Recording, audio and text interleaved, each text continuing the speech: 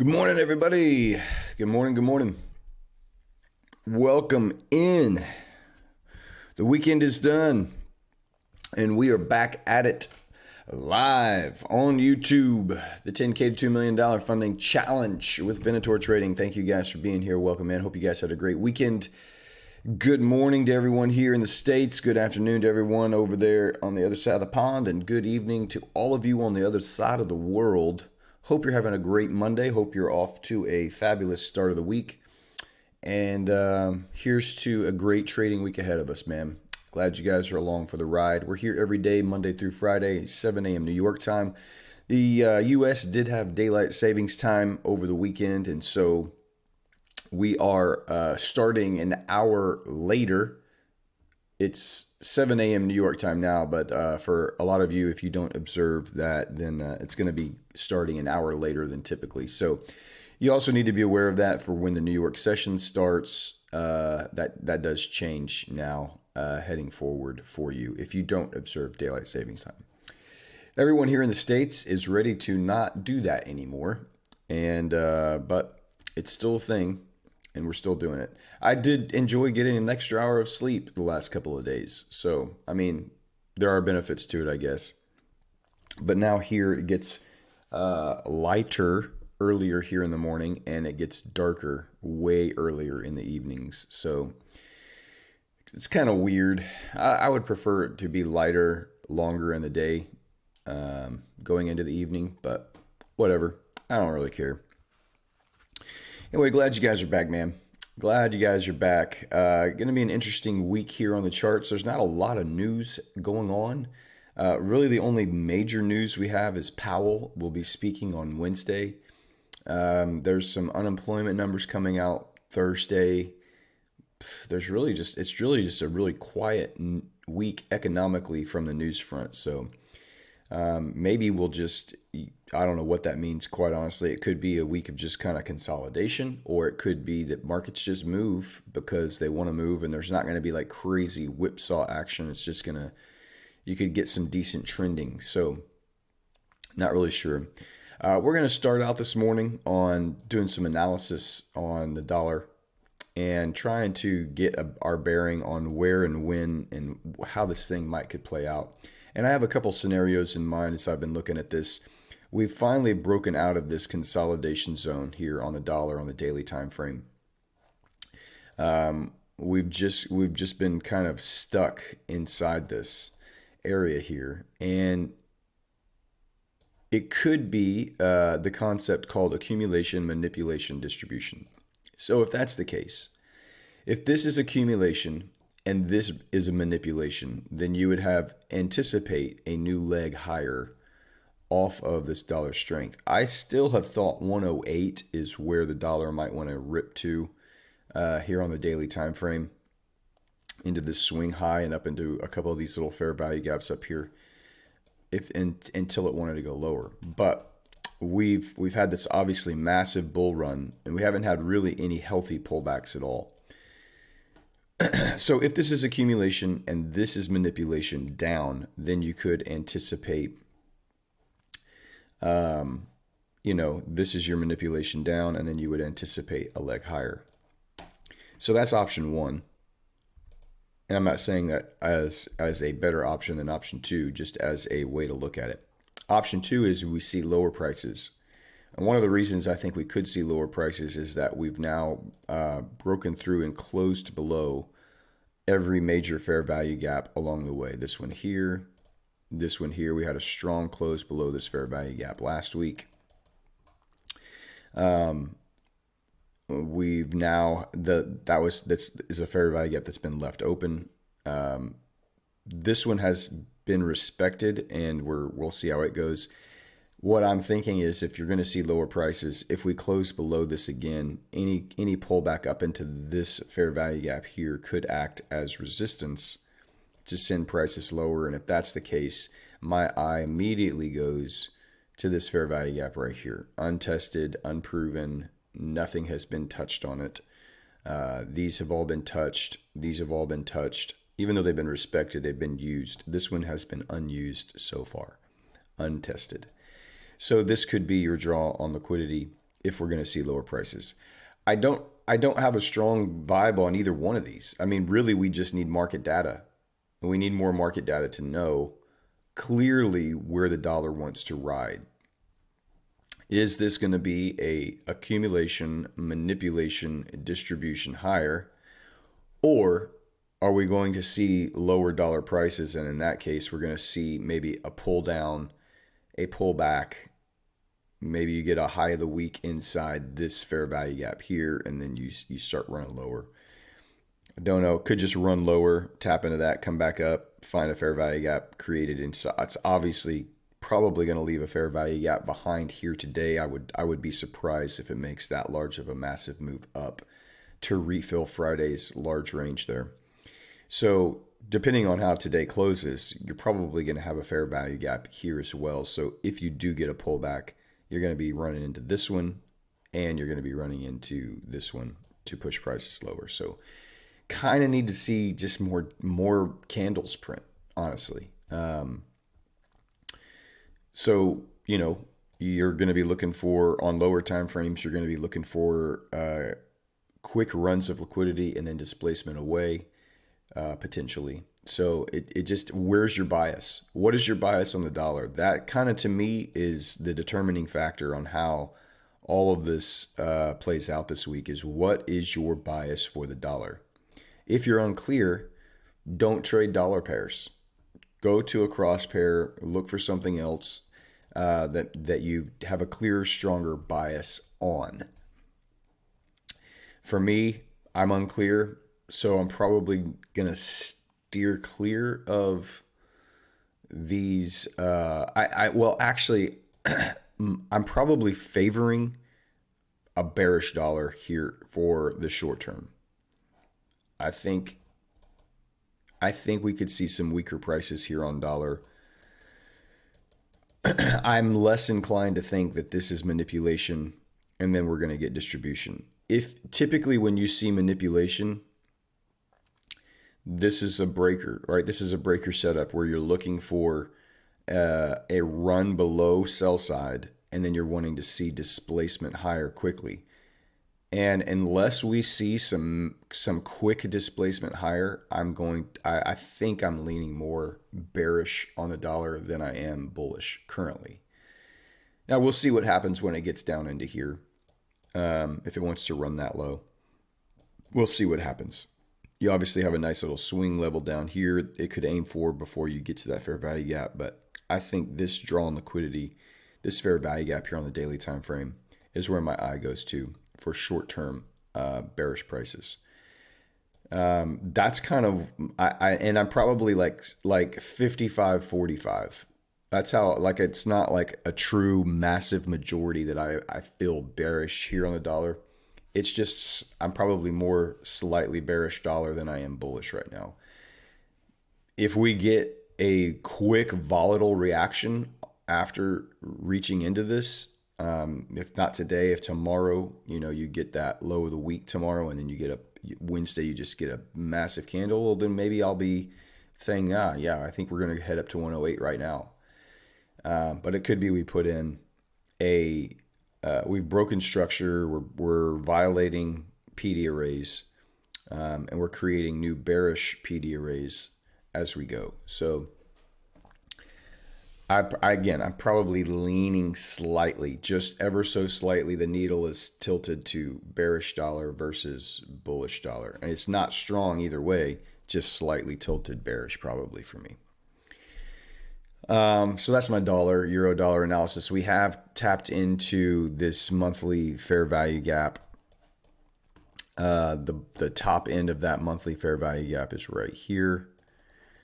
And then that daily fair value gap is just below.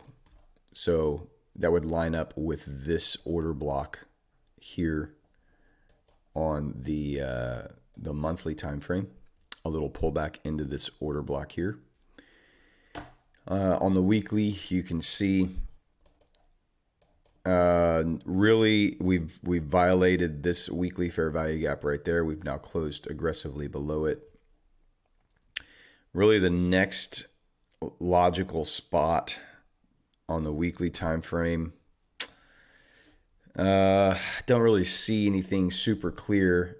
So if I were to, this is that massive run up, just like 12 or 13 weeks of bullish.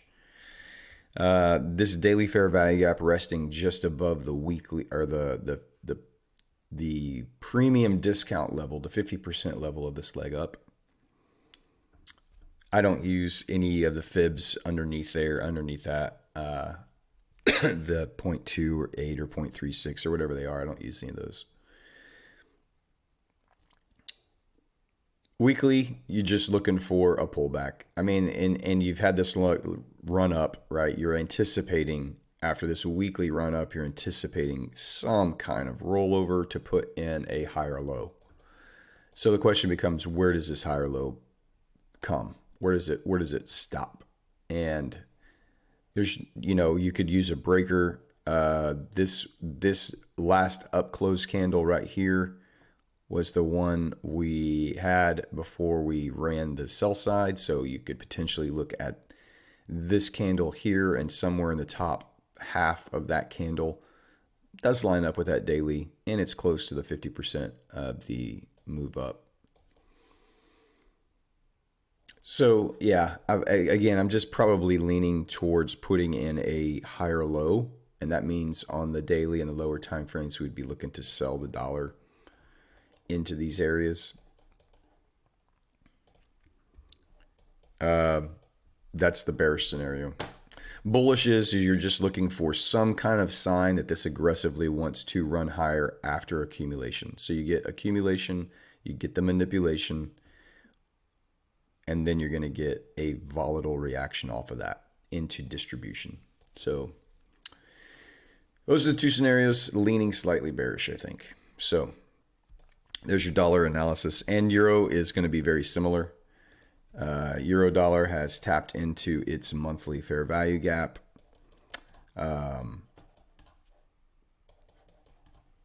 It is aggressively running higher here. Weekly time frame. Again, just like the dollar, you would be anticipating putting in a lower high somewhere up in this area. It could be off of this weekly breaker. So this is your last down close candle before you run buy side liquidity, and then you get immediate displacement away. Not a real clean fair value gap anywhere in there, but you could just target that breaker itself as a potential draw on liquidity where price wants to return to for a lower high. If it wants to run lower, looking up into this area right here, use the wick to the body somewhere up in this area here. And if we go down to the daily time frame, that lines up with these relative equal highs up here. There's some, we've closed above this fair value gap. We're working inside of this fair value gap right now. And then you have untested fair value gaps and volume imbalances gaps all up in here that price may want to draw up into, which would correlate with the dollar reaching for those same fair value gaps I pointed out on the opposite side. So again, probably going to be looking for some more euro pound strength against the dollar. That's just slightly favored, in my opinion, right now. Accumulation, manipulation could head lower here. If you're going to get that, this is where we're headed for. And this is just a run of buy-side liquidity and a short reprieve of dollar strength to run buy-side and then reverse and head lower. But I think we're probably going to run back up into some of this up in here. And maybe we get up into these relative equal highs. Maybe. But we'll see. Pound, same story on pound. Not a whole lot of difference here. We've headed into the monthly fair value gap.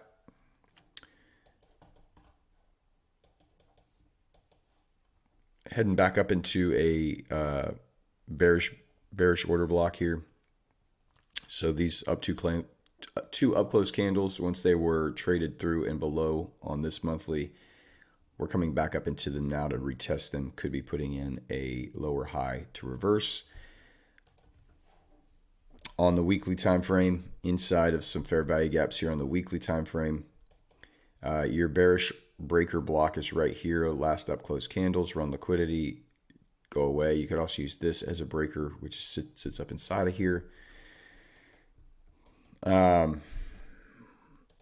Daily time frame, accumulation. Is this manipulation to distribute lower? Perhaps.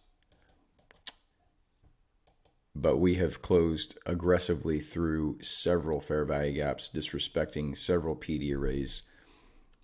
And if we close back above this daily candle here, you would anticipate any PD array that gets violated to the opposite side inversely becomes support or resistance. So you would be looking for those broken PD arrays to act as support or resistance. In this case, you would anticipate any up close candles acting as resistance as price comes into them. If they get violated, when they come back down into them, they should act as support and push price higher. So we'll be watching that. But draws on liquidity here, you know, probably the top end of this monthly fair value gap for sure. This is the weekly. This is your next weekly order block up in here. So this one, we ran liquidity above it and then displaced lower. So this order block here could be where we're looking for price. There's obviously a fair value gap here. Excuse me.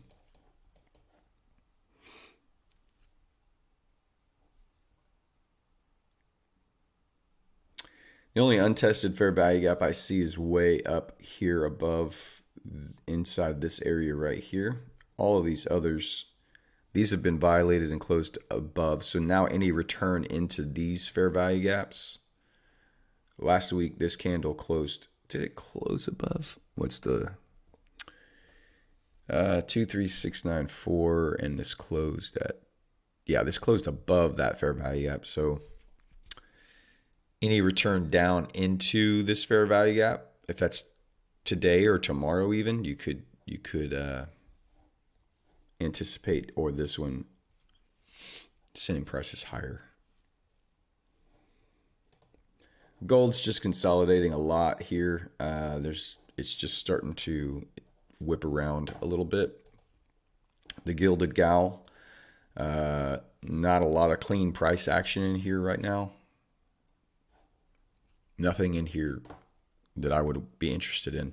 I did have this order set up last week off of this this breaker right here, and it actually did finally come back. I had it set like on a Tuesday. When did I have this? Or Wednesday, and then Friday is when it finally hit. I had canceled it. I canceled that order, but it did end up holding and playing out here, tapping in, and then it's dropped. It would be in profit right now, but that's a long hold. I typically don't like holding trades like that.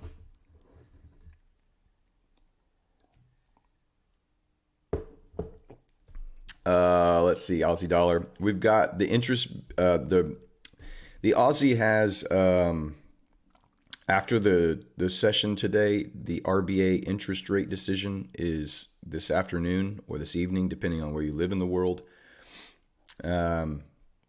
So I would anticipate any of the Aussie pairs, pound Aussie, Aussie dollar, euro Aussie, to consolidate here today. And then you're going to get some action overnight into the Asian session and into the London session as that interest rate decision comes out. They are expecting a price hike on the RBA. So that would portend higher prices for the Australian dollar. So buying Aussie, I think, is in the cards. You have a lot of nice, clean, relative equal lows. So I would look for a dip down into, so accumulation, manipulation, distribution. I would be looking for some higher prices, especially if they do raise the interest rate. That's going to, I think, be bullish for the Aussie. So any move down, I would be looking to buy that up, and especially if you're thinking the dollar could be weaker as well. Could send prices higher here on Aussie dollar. Nice relative equal highs We did tap into them just barely at the start of this session, but nothing has been, no true liquidity has been run. And then I think up in here is where you're probably going to be looking. There's a couple fair value gaps that have been untested up in here. Nice little breakers, run liquidity, displace through, all that kind of lines up. So any move down, I would be looking to buy that up, I think, until we get up into these levels. And then we'll see what happens. Get some accumulation here, some manipulation, and then potential distribution. If you're looking for a short-term weaker dollar here, these are the areas you'd be eyeing on Aussie dollar for me.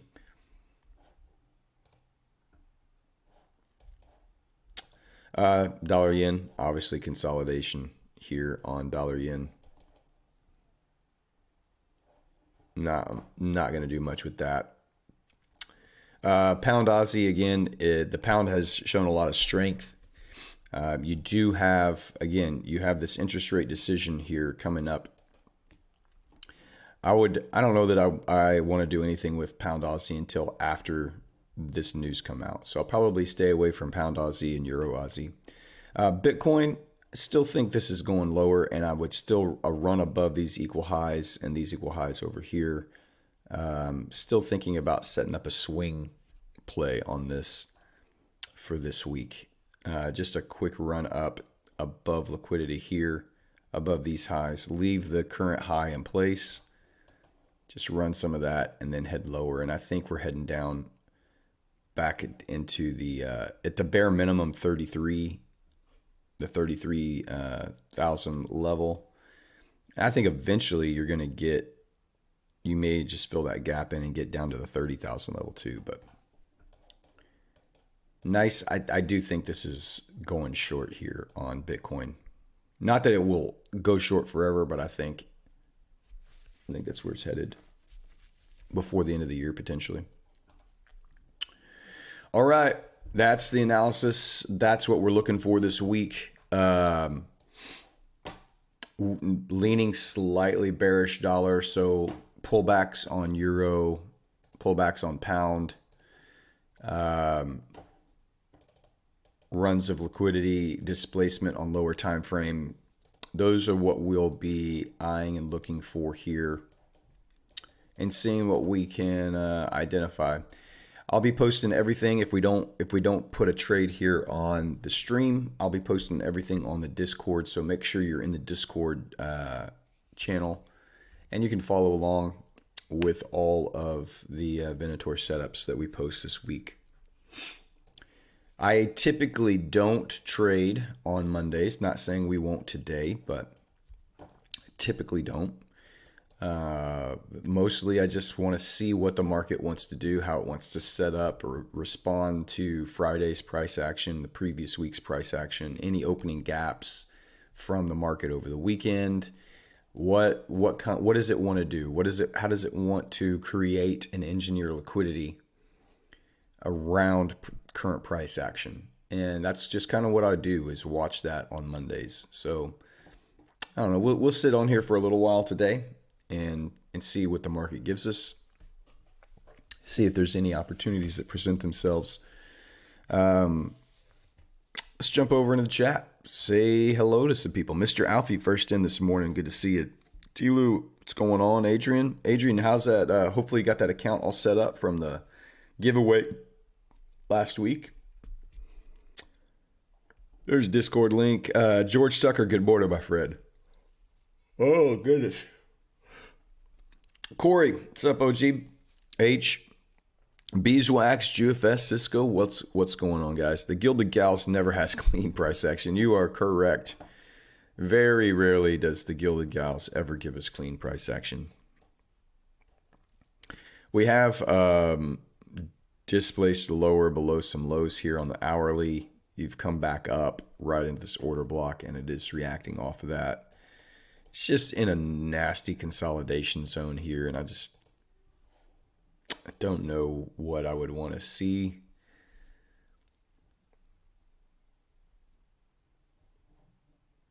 Heading into the first 30 minutes of this candle here, close below. We've rebalanced. We're heading lower here. Yeah, I just don't even want to take a guess right now on the Gilded Gal. Beeswax, that Denver logo brings back memories of childhood watching football. The old Elway days, man. John, one of the reasons gold doesn't have clean PA is because it has what is called multiple naked points of control. A point of control in terms of auction theory is the fairest price as determined by where price action stays the majority of the time during real trading hours, which for gold is 8:20 to 1:30 Eastern. A naked point of control would be a POC that isn't ever revisited within a reasonable time. Long story short, because gold whipsaws, it's going to continue to whipsaw.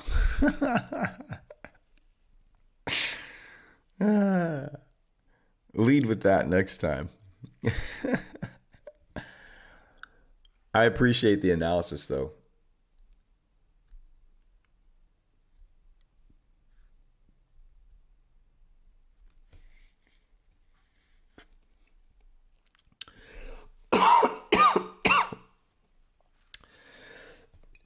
Man, I still have this. It's like dry cough that is lingering from when I was sick a couple weeks ago. Every time I feel like I can breathe, but if I try to take like a good deep breath, like a good like power side deep breath, I get this tickle in the back of my throat, and I just want to hack and cough so hard I feel like I'm about to pass out. So I did almost fall back asleep reading that. Absolutely. I immediately went back to my college algebra class, or world history class. I had this guy, Mr. Tomlinson, in high school, world history. He would literally just walk in, the bell would ring. He would turn his back to the class, pick up a piece of chalk, and start on one end of the chalkboard. And this chalkboard went the entire width of the wall in the classroom. And he would start up in the top right corner, and he would start writing, and he would just talk. And he would just outline everything he was saying.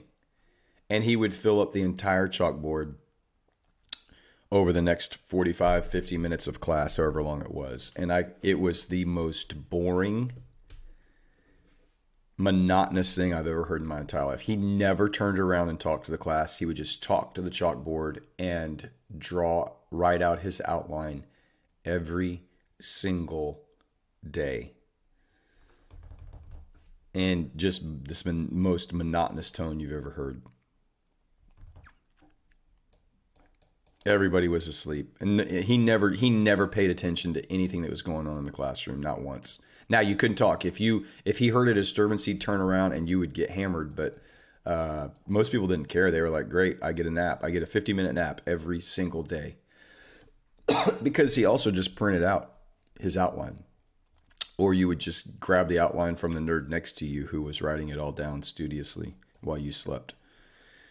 It's literally it. And then the test was just study the outline. It was insane. I've taught college algebra. I could completely tell. I used to be an adjunct instructor for Central Missouri University. Algebra is actually pretty interesting. It's the only real math class that I kind of enjoyed.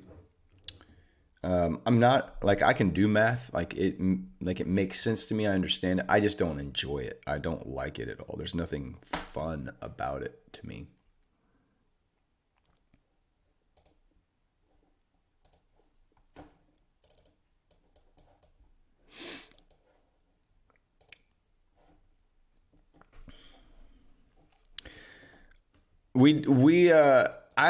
And the funny thing is actually I really like world history. Like I enjoy learning about world history stuff and how cultures were formed, how empires and kingdoms came to be and then collapsed. It's fascinating to me.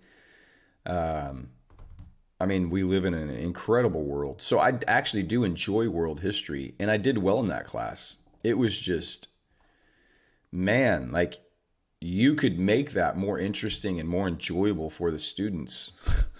He just did not give a crap about it at all, the way he taught. So,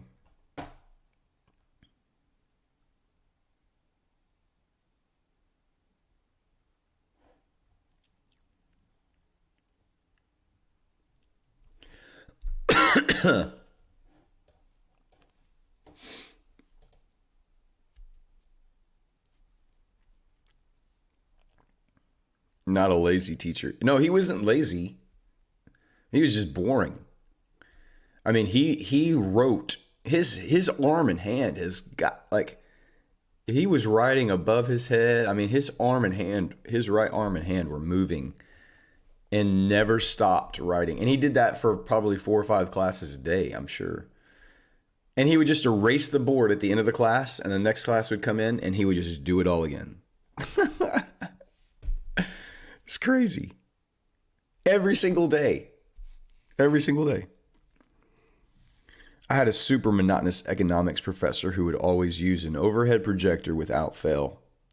One day I went in early, unscrewed the clasp that keeps the projector glass down, and taped a giant Batman symbol underneath the glass. And when he turned it on, it looked like he was Commissioner Gordon signaling for Batman. Well played, John. That definitely sounds like a classic John move.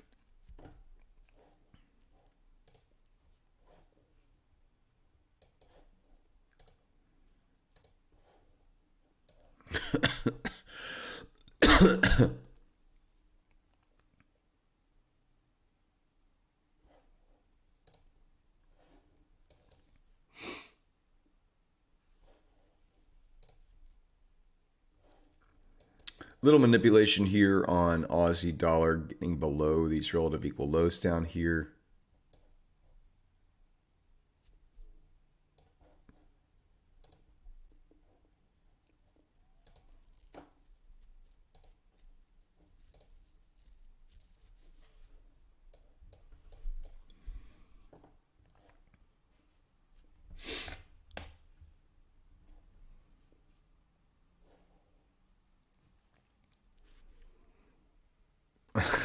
Looks like I have bats in my belfry. I'm like, what?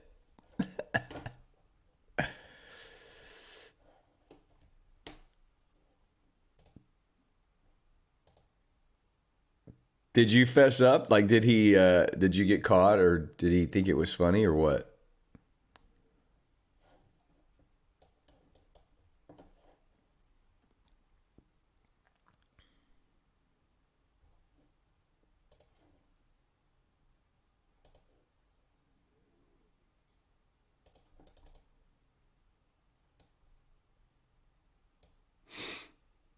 No.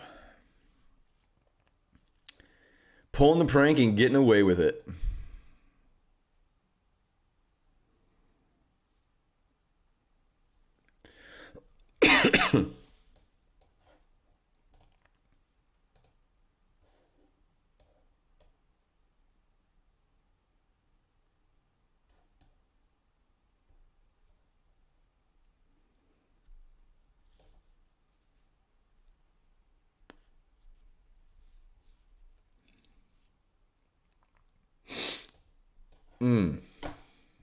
I haven't had any good dad jokes yet. Where's Mr. Alfie?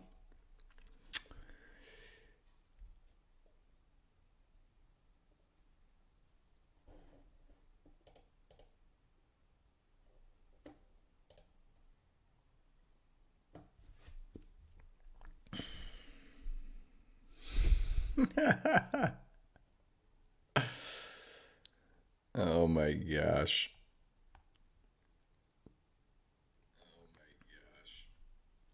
I forgot I didn't have it on my phone here. I usually monitor this so that I'm not. I got to get this on.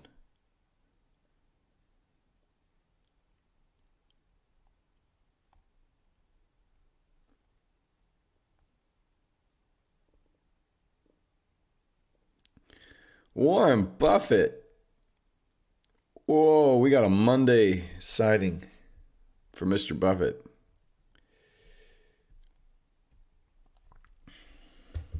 Welcome in, man.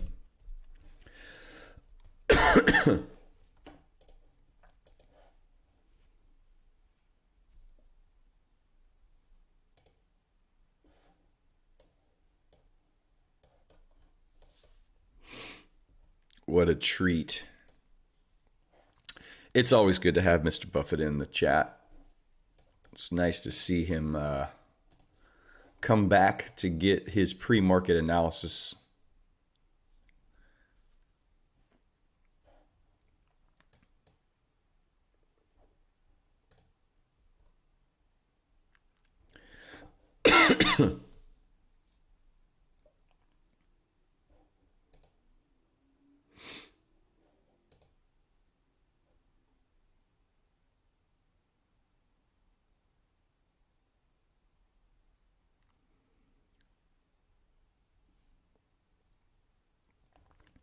I'm just kind of got this gut feeling that we're not going to get a ton of decent price action today here. We'll see. I mean, the market, we're still very early in the market, but Warren, is Forex treating you better than stocks, or is it your pastime now that you've retired? It's a great question. I didn't think Mr. Buffett dabbled in Forex, but I guess he does.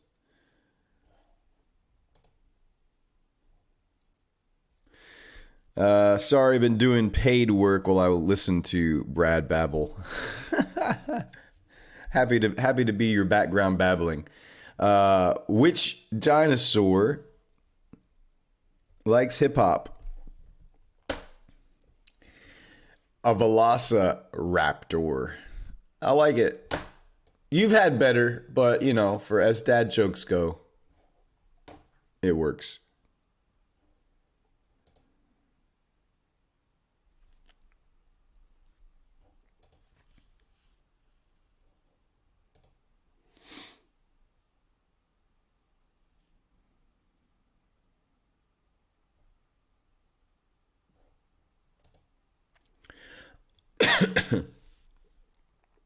F for fail. Brutal, John. My gosh. I think if you give a grade on a joke, you better have your own to throw out for others to grade as well. You can't just be the critic. You got to contribute. If you want to critique, you also have to contribute. So come on, John. Let's hear yours.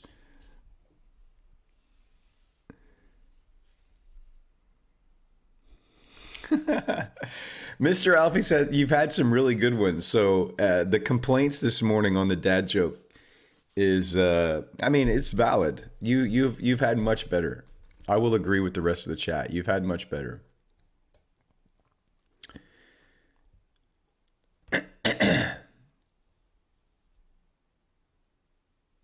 Oh, and look at him throwing his son under the bus. My gosh. That's brutal, Dad. Just, hey, son, come here. Go stand right there. What's that? Oh, never mind. Sorry. You okay?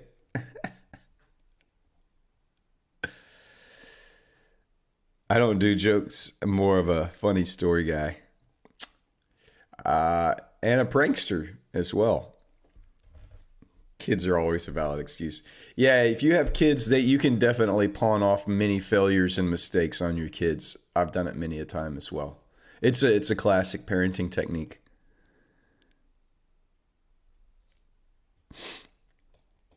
Blame them for pretty much anything.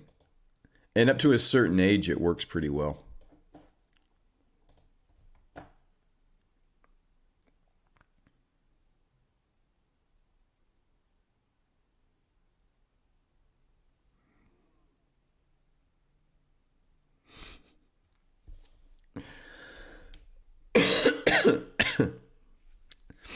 Oh man, farting, yeah.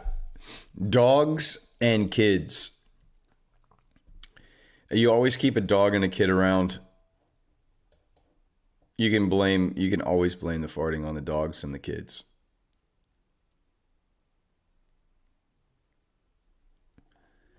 It's never the reason you have kids, but there's you find those benefits along the way, Cisco. You just you figure out that that's just an added bonus to raising children. 100%.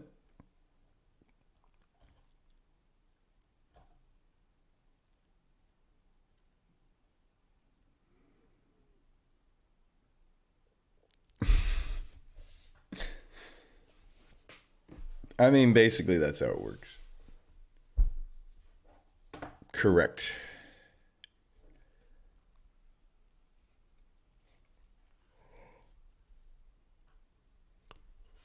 Ooh. Even with the extra hour sleep, still got the yawns. Not used to it being light out already.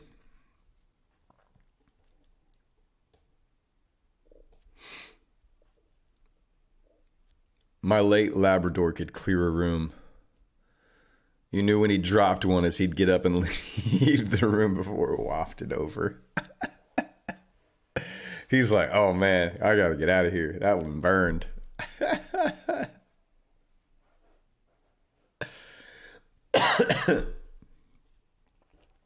Now that he's gone, who are you gonna blame that on, Mr. Alfie? When the room clears, who gets the blame now?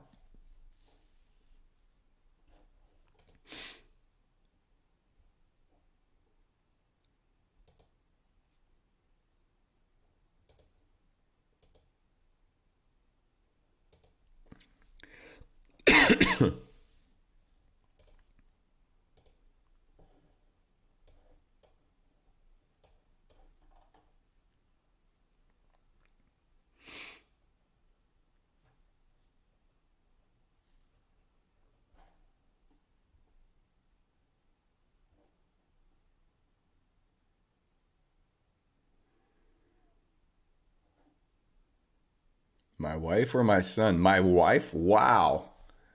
You can't I don't know that you can blame your wife on the room clearing farts. That's probably not a very wise move. I don't know that I would go there. I mean, I might just once just because it's hilarious, but if there's just two of you in the room, it's pretty obvious who did it. One of you knows. And I probably couldn't help just my junior high boy laugh giggle would come out. I don't know that I'd be able to hold that in if it was just the two of us.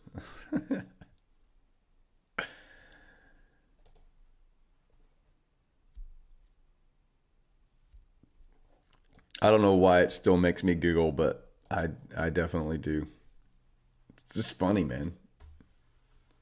I need to dust my. I need to get my duster in here. Where's my maid? She needs a talking to.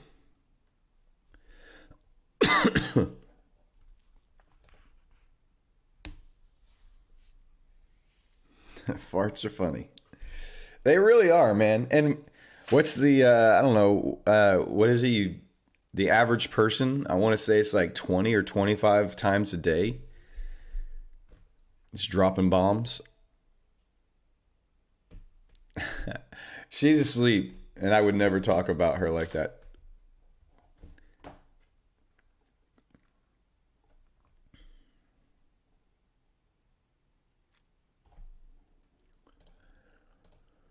Oh man, what a pretty boring Monday. Typical Monday, honestly. Where did you get that statistic? Because I need to share it with my wife. I mean, Google. That's why we've got this amazing technology.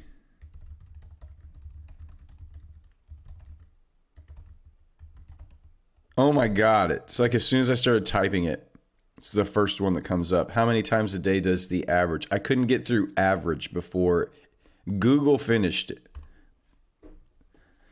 Doctors say the average person farts from 10 to 20 times per day. Farting is a normal part of digestion that reflects the activity of the bacteria in your gut. You might also notice that you fart more when you eat certain foods that are more difficult to digest, like beans or raw vegetables. I think the word farting itself is just funny. And I think it's funny. I think it's funny that they actually, on these medical websites, are actually saying the word fart and farting. They don't call it flatulence. They don't call it passing gas. Like they've just like, you know what? Screw it. This is what everybody says it is. It's farting. Everybody farts. I mean, it's just what it is. Is it normal? Like the word fart is pretty freaking hilarious. I'm here for it. It's great.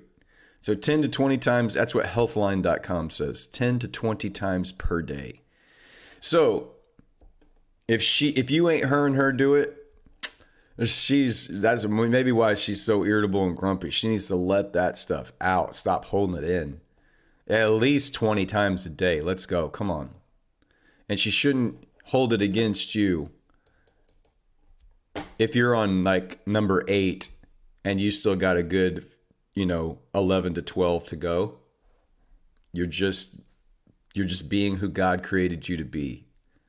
Don't let her hold you down like that. Don't let her shame you for just doing and being who God created you to be. Okay?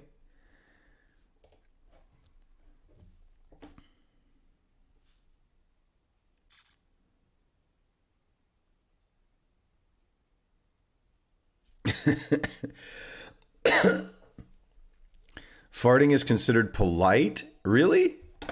Hey, nice to meet you. My name's Brad. Nice to meet you. You know what doesn't smell bad? You know what actually is the opposite of farting? It's the Leo Ben Teakwood and Oak candle. In fact, if you are clearing rooms and upsetting your wife, if you would just have a teakwood and oak candle lit, the only thing that you would smell is pure bliss and happiness. And you could fart away as much as you want. And this candle right here will take care of all of the scent and odor problems coming out of your orifices. So the Teakwood and Oak candle by Leo Ben Candle Company. Get yours today. Use code VENTOR and it will get you absolutely nothing at checkout.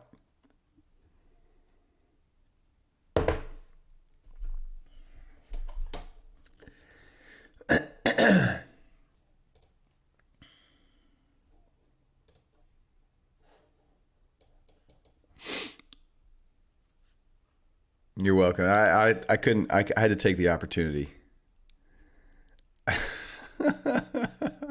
Welcome in, Dunamis.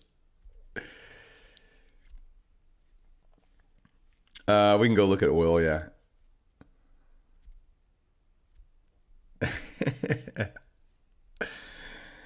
Hey man, this is why I get paid. This is why I get paid no bucks on my live stream.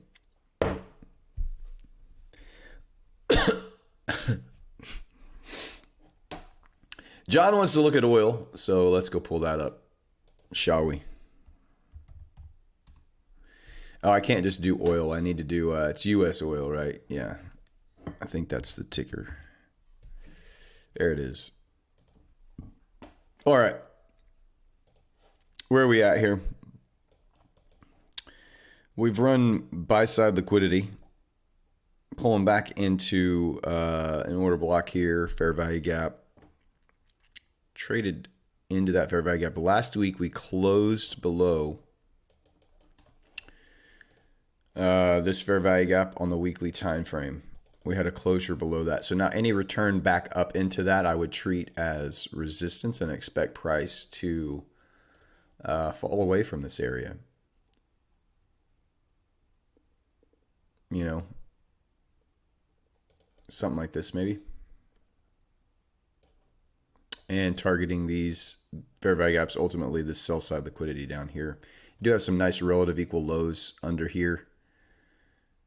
All of these relative equal lows, you got some sell side liquidity built up. We've run buy side. We've taken out multiple swing highs. We're now violating the fair value gaps it created through there. It didn't just rebalance them. It actually traded through them. We're at a weekly order block right now.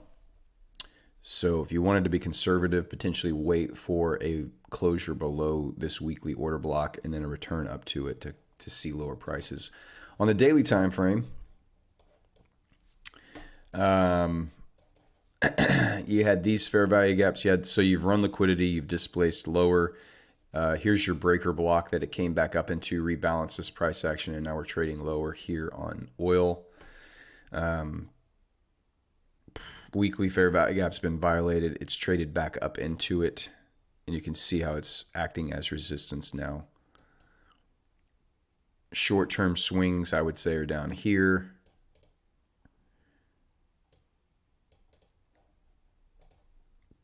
Probably more bearish on oil currently.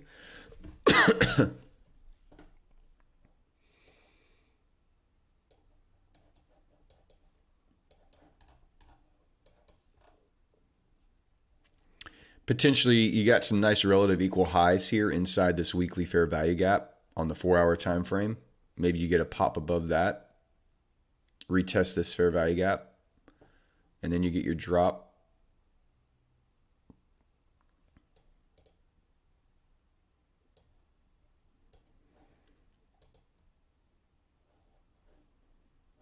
They do look pretty clean up here. You did tap it just a little bit right there, so technically you did run that buy side on this candle here. And you've tapped shortly into this lower time, just very briefly got the sell side, just kind of in consolidation at the moment on these lower time frames.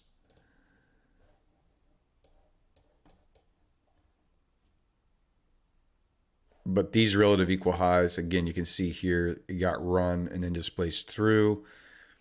Here was your down close candles. You ran buy side liquidity, and then you had immediate reaction off of that here on the 30-minute time frame. So that was Friday morning. Once it displaced through, it came back up right into this breaker. Next candle came back up, just touched that fair value gap right there, and then has sold off. We've displaced lower here. We came back up. This 30-minute order block is currently being respected.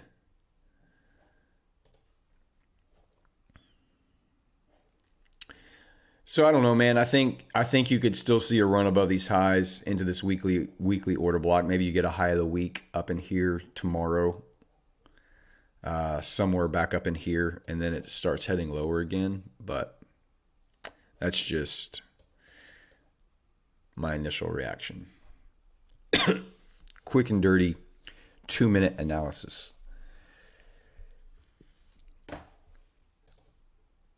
Euro dollar dropping down here, so finally getting some movement here in the New York session.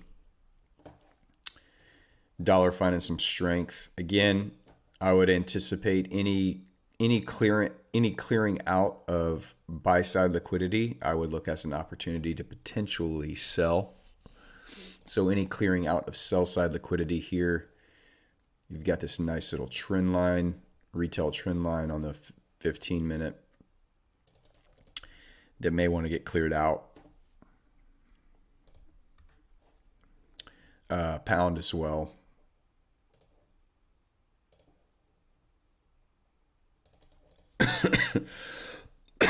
So we'll monitor that here.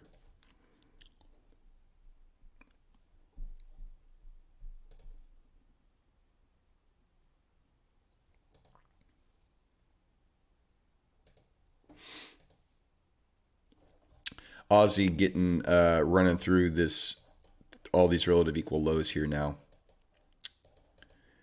Again, I would look for any potential, see this as accumulation, see this as manipulation to buy this up.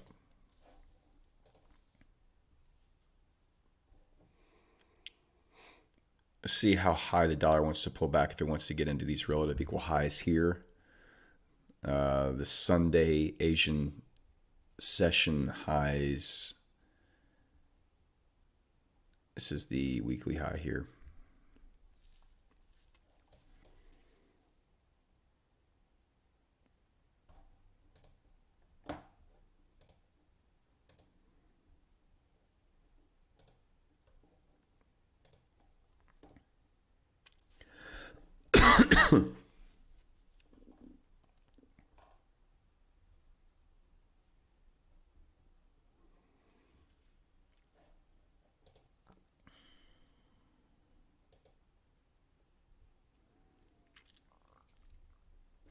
Let's see, we've got another just 4-hour candle closing here.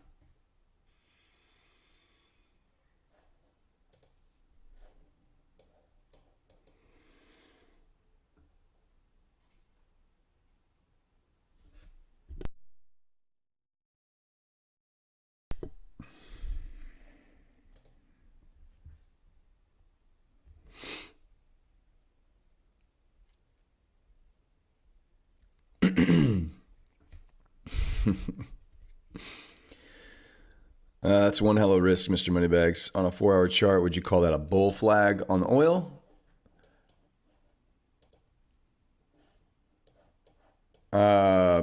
Shoot. I don't know what the patterns are called anymore. I mean, on the 4-hour chart, you're in a downtrend.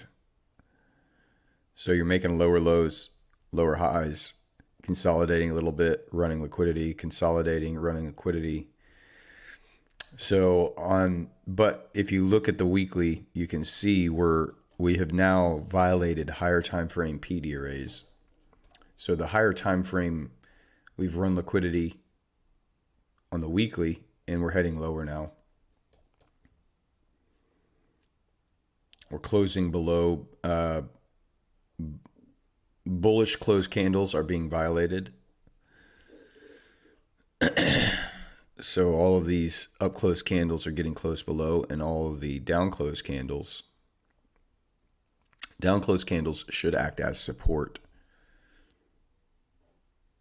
When you come into down close candles, they should act as support. So that's why I was saying, if you wanted to wait until it closed, below that level for a more conservative short, you would want to see confirmation to close below that level and then a return up into this as a breaker. And then you could see lower prices. And if you look at on the 4-hour, I'm just saying, I don't know what the patterns are called. Bearish flag, right? Like you would have this bearish movement, you get a pullback, so it's creating the flag pattern up. So you get the flag pull coming down, and then you get this little retrace up, and then you get another leg down. So I don't know what it's called. What's up, Irie? I'm an ICT guy. That's a very broad way to describe what I do. I am not. I do use some ICT concepts, yes.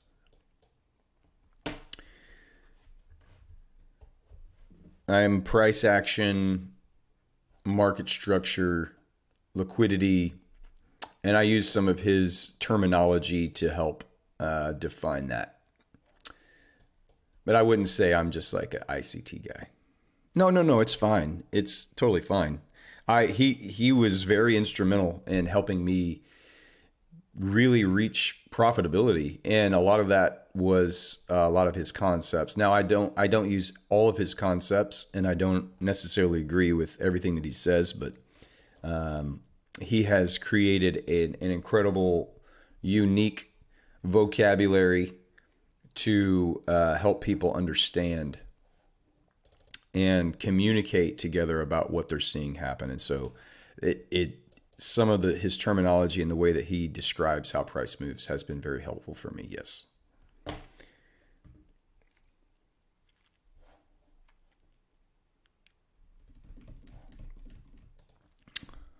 Something order. Pound yen. We can take a peek. GBP, JPY.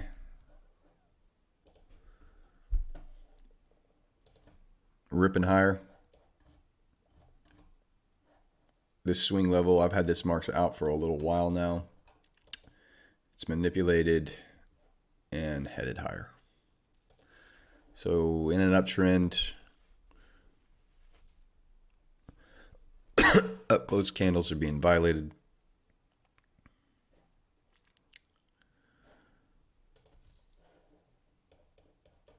I would be,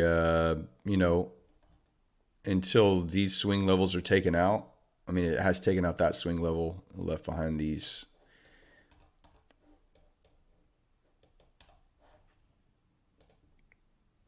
Just wait for a pullback. I think I would just be waiting for a pullback. That's all. And you got to determine what leg do you want to use as your pullback. If it's this one.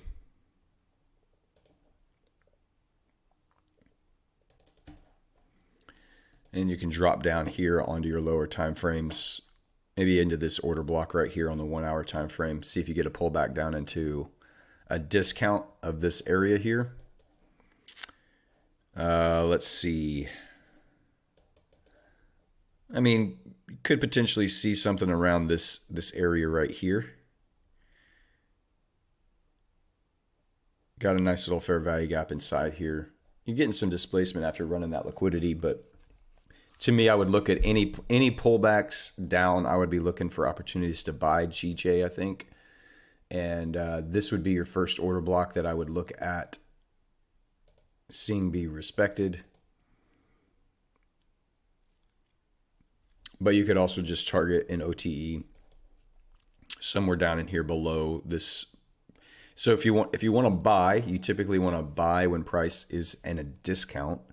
And the way that we determine if price is in a discount is we pull a fib from the high to the low of the previous most recent leg of displacement, right? So we pull from the high to the low 50%. If it's above it, it's still in a premium price level. If it's below it, it's in a discount. So if you want to buy when price is low, you wait for price to return to a discounted level, and then you look for your entry criteria. And that could just be a direct touch of the OTE, the optimal trade entry. It could be a fair value gap located just directly below the discount level. It could be an order block. It could be wait for price to get into a discount, and then you go down to a lower time frame like the 5 minute, and you're looking for a liquidity grab and displacement higher, whatever that is. So I would just be looking for, it's definitely in an uptrend, so I would be waiting for a pullback, probably to see if price wants to get into a discount here,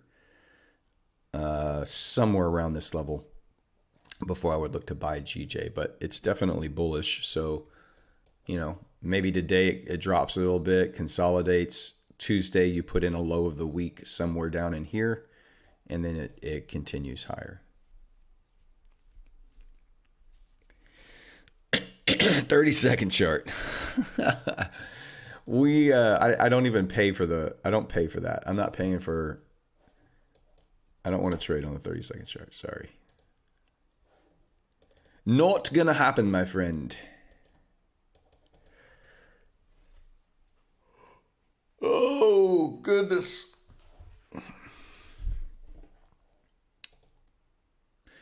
Gold here on the 30-minute has closed below this fair value gap. It's coming back up inside of it now.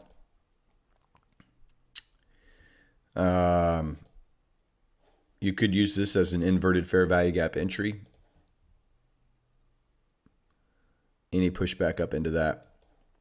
And I think you would need to keep your stop loss up above the highest fair value gap, which is up here.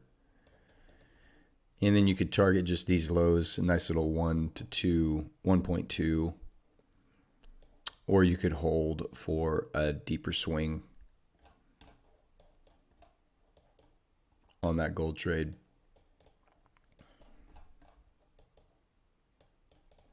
It's in consolidation right now, so it could just chop as well, just run back and forth. It's just in a really, really yucky spot. But this is just that 15-minute fair value gap was violated. So now as price comes back up into it, you would anticipate here at the start of this hourly candle, any push up should respect this fair value gap here now that it's been violated and closed below. And you would this 30-minute fair value gap, if it gets up into that, could be a selling opportunity. Your stop is above the candle, the 1, 2, 3 candles that create the fair value gap. You put your stop above the bodies of those candles and go from there. I would not take this trade. This is just super choppy price action, and you can just see it's just you're right in the middle of this range, and I don't like taking trades from the middle of ranges here. It just you can get all kinds of chopped up. This is what the Gilded Gal does to you. That was just a chart, an area I had marked up as a fair value gap that had been respected, and then it was violated on that last 30-minute closure. See how price responds when it touches up into here. Hourly open, push up, put in an upper wick here, maybe touch that fair value gap, and then potentially take out these lows down here. I have no interest in trading gold today.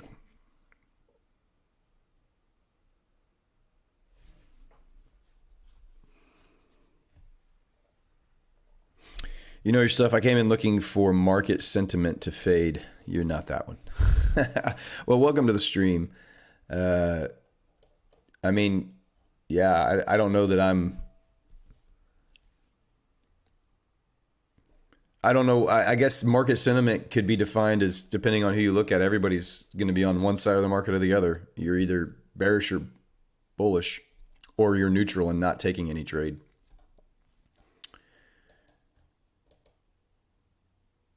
It'll be interesting to see. I kind of want to see. This is so choppy on gold. I would not take this trade, but it'll be interesting to see how price action plays out on this closure, strong closure below, and then immediately on the next, this hour candle opens, and you anticipate, if you're looking for the power of 3, it's the open, the high, the low, and the close, right? So you're open, you put in a high on this hourly candle, and then your low, you should see start price wanting to move a little bit lower there. We'll see. Euro dollar pushing down again. Any clearing out of liquidity here on the sell side, especially with this trend line, could be a potential buy opportunity. Yeah, but a lot of liquidity built up here. I don't know that I would just take a sell.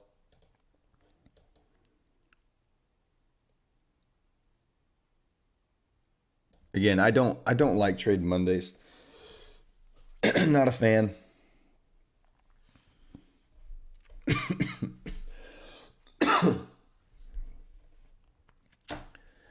Not a fan of taking trades on Mondays. If you're looking at the weekly candle, Monday is the open. And oftentimes Tuesday is your high or low. And then your Wednesday, Thursday is your expansion to get the opposite end of the range. And then Friday is either a pullback or it could be a continuation. But so Monday's just, it's the open. So we don't know where the weekly candle wants to expand to. We have ideas of where the weekly candle wants to expand to, but we don't know. Like, this is the open. This could be the open, the low, and then the high and a close. I mean, we don't know. This could be the open, the highs up inside here. A little bit of a retrace from last week's price action. Maybe it wants to close in this little gap right there. Just let it play out. There's no rush. We don't have really major high impact news this week. There's going to be plenty of good opportunities, I think. Let the market show its hand.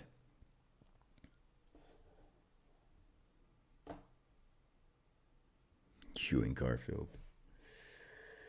Man, Garfield. Oh.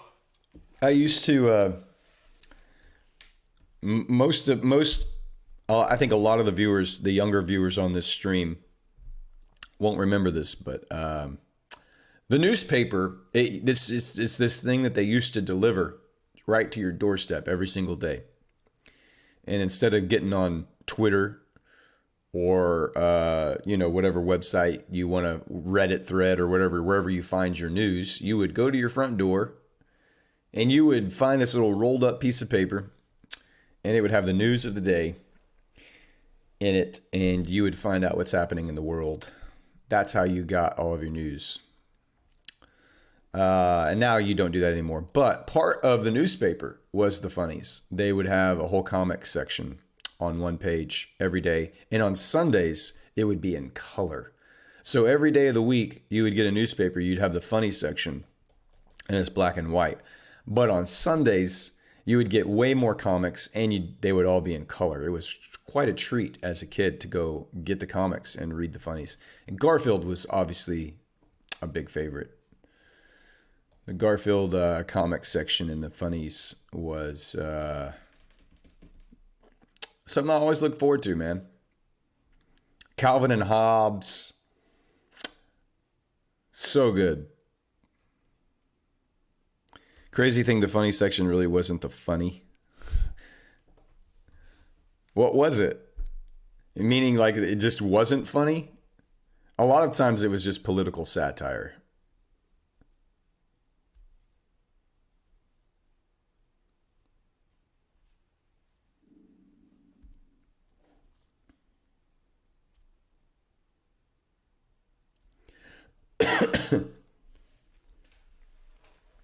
We had a Calvin and Hobbes book on our coffee table, like one of those big books, man. Freaking hilarious.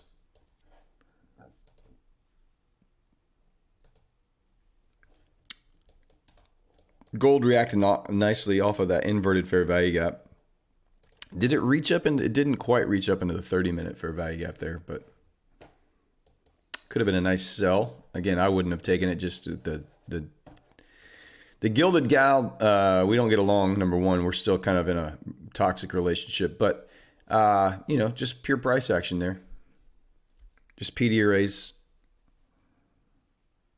It wasn't funny at all. I disagree. I think there were some very funny. Some of them were just dumb, for sure. But I think there were always two or three that were kind of your go-tos that you could get a chuckle out of. It's a lost art. It's a lost art. Now I guess the modern day version is like TikTok, where you create your own funnies. You have your little short, 15, 20-second memes or GIFs or jokes or whatever. Garfield isn't funny. He hates Mondays, loves lasagna, and pretty lazy, to be honest. He's still funny. That's the funny part of his shtick, man.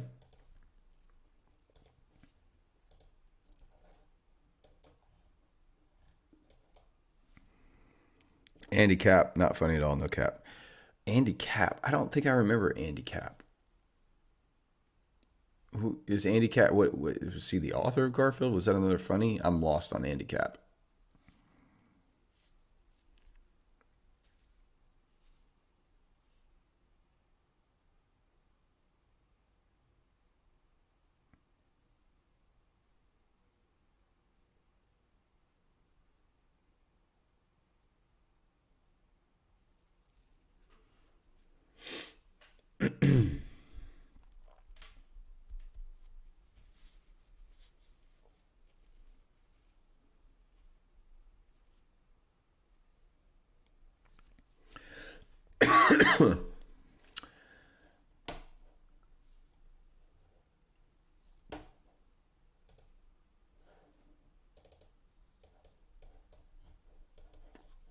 Oh, got the yawns. Sorry about that, y'all.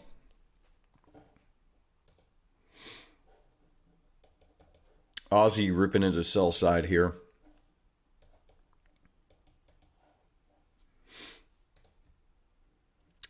Dollar yen pulling back up into this large imbalance, sell side imbalance here. Be interesting to see how that wants to hold up.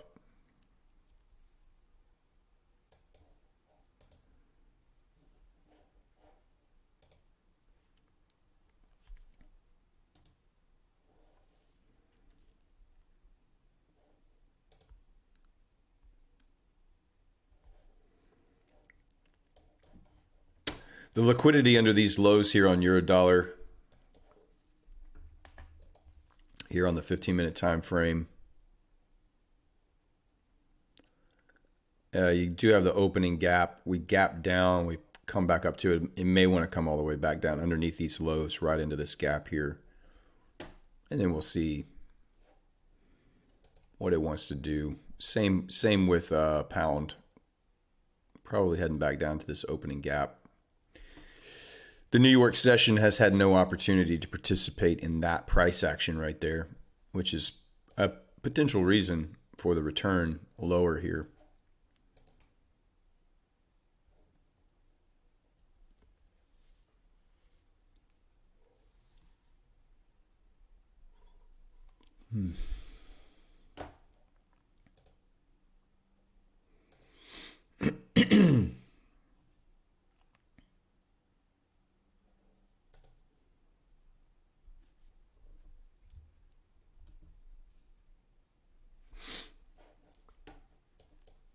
I think I'll probably stay on till about 8:30. So about another 15 minutes or so. And then I'll probably call it a day for the stream. Good setup for the rest of the week. Gold trade nicely into profits there. Don't know if anybody decided to trade Gilded Gal off of that, but nice little setup off of that inverted fair value gap.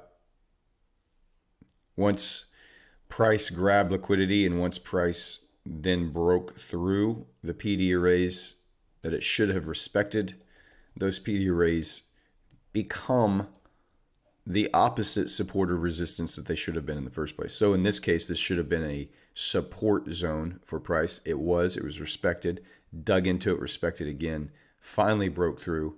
After it broke through, comes back up, and what's it do?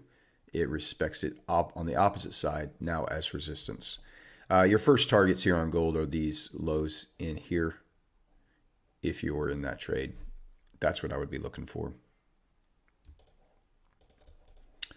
Probably move to break even, and you could hold for these lows down here. You could take full profits, you could take partials, you could just move to break even right there.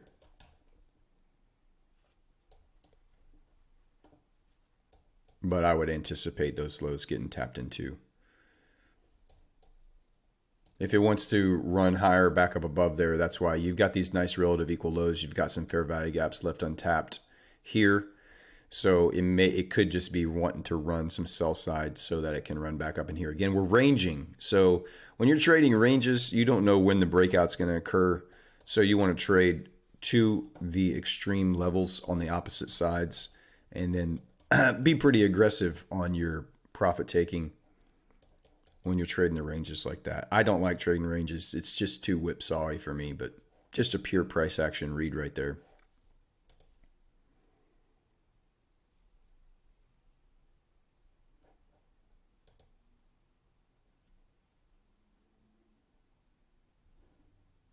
I think I would want to see dollar get back up above these highs right here, I think, before I would want to see a reversal or look to sell the dollar off of a reversal. And that would correspond with GU dropping down into these levels here.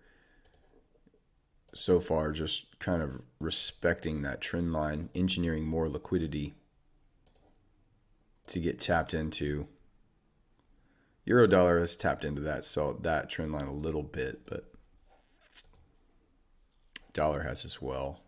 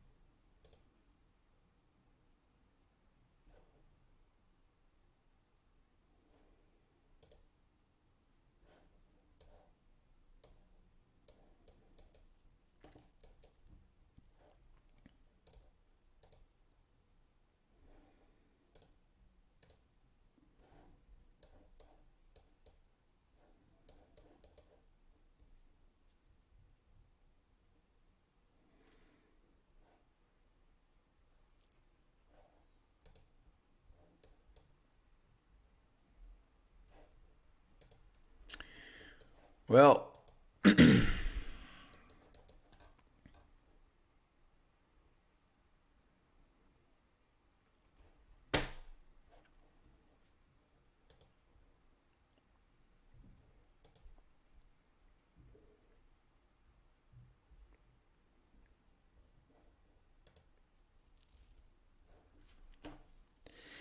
dollar ran right up into that buy side and then just left it in place.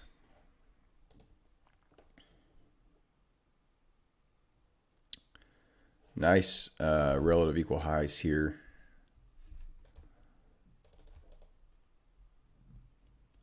And I thought I was going to run up into that, but it didn't. Left it in place. May still want to run up there just a little bit higher.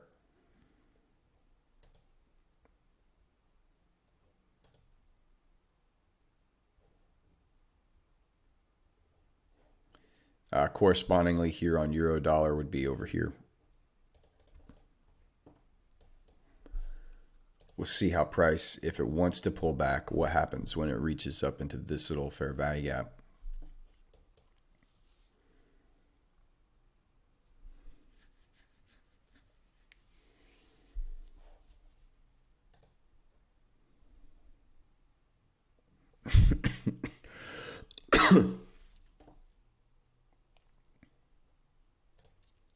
Look at that. Gilded gal being dirty. Like she always is. Just what is this price action? This is why you don't trade in this environment. Good God, man.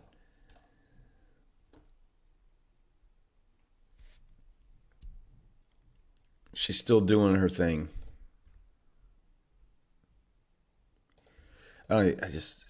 So it's like a train wreck. You don't want to watch, but you kind of have to watch. Low risk liquidity run vibes. Maybe I gotta go, man. Catch you tomorrow. See you, Cisco. Have a great one, buddy. We'll see you tomorrow. I'm about to get off as well, so you're not gonna miss much more.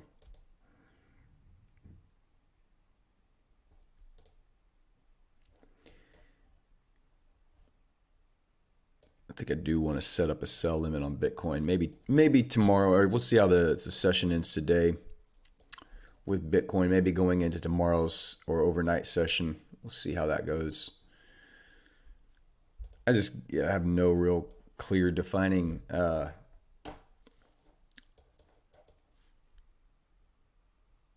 see you, Ari. Check back in with you tomorrow, man. Thanks for stopping by. Got no real clear bias, and when you don't have a really clear bias, the best thing to do is go about your day. Go read a book, watch a movie, go to work.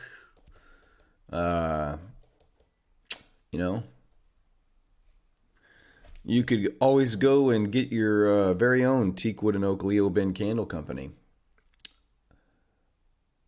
You could always just go find one of those.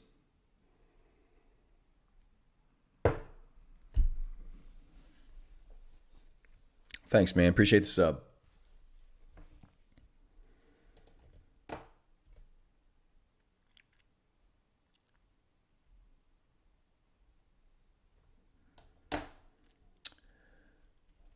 Yeah, I think the dollar, I think DXY wants to get above these highs. Maybe the Asian highs as well.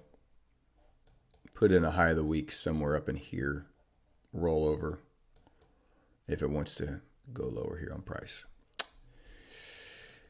All right, I think I'm going to call it. I think that's all for me today, boys and girls.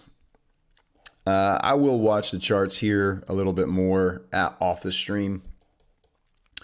If you don't follow on Discord, make sure you join the Discord. It's in the chat somewhere. I put it up there earlier. But yeah, I think that's it. I think we're good. I think we're golden for today. So we know what we're looking for this week. We'll be patient. We'll wait for a clear bias to form, and then we'll try to trade in line with that. All right. So you guys enjoy the rest of your day. Stay safe. Happy hunting out there. And we'll catch you tomorrow, 7 a.m. New York. All right. Adios, y'all.